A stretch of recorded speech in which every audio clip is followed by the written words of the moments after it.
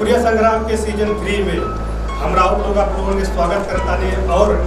बहुत ही अच्छे कलाकार, बहुत ही प्यारे सुरीली आवाज़ में बहुत ही अच्छे गायक बनाने जा रहे हैं जो कि यूपी के बलिया के लिए से बताइए नाम बहुत अमन यादव।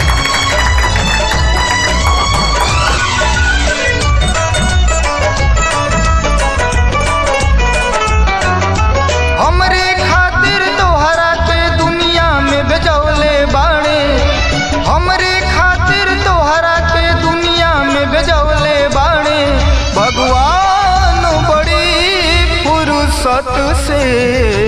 तुहरा के बनौले बाड़े भगवान बड़ी फुर्सत से तुहरा के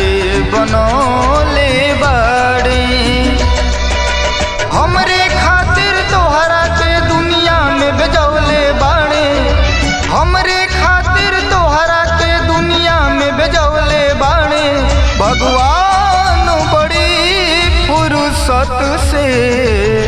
तुहरा के बनौले बाड़े भगवान बड़ी फुर्सत से तुहरा के बनौले बाड़े।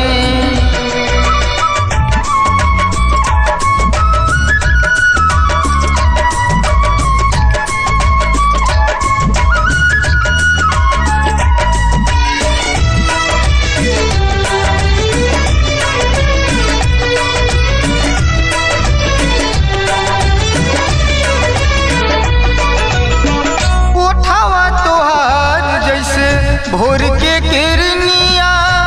अखिया में प्यार के समाइल बा दुनिया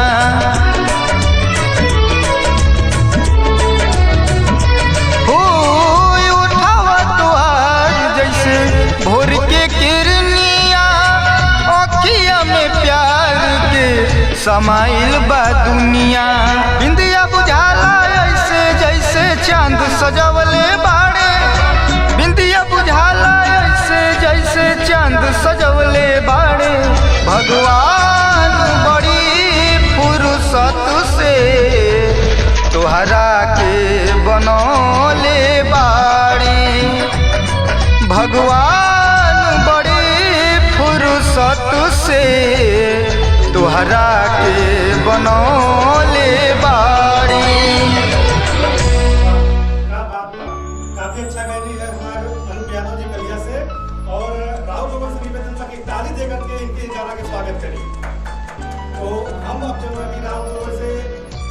निवेदन के साथ साथ हम जजमेंट भी निवेदन करना चाहता हूँ कि हमारे अनुप यादव के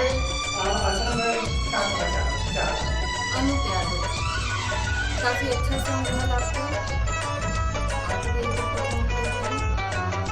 हमरे खातिर तोहरा के दुनिया में भेजौले बाड़े हमरे खातिर तोहरा के दुनिया में भेजौले बाड़े भगवान बड़ी फुर्सत से तोहरा के बनौले बाड़े भगवान बड़ी फुर्सत से तोहरा के बनौले लाइक देने और अगला राउंड पहुंचाने खातिर जो है कि अपने मोबाइल से लाइक देकर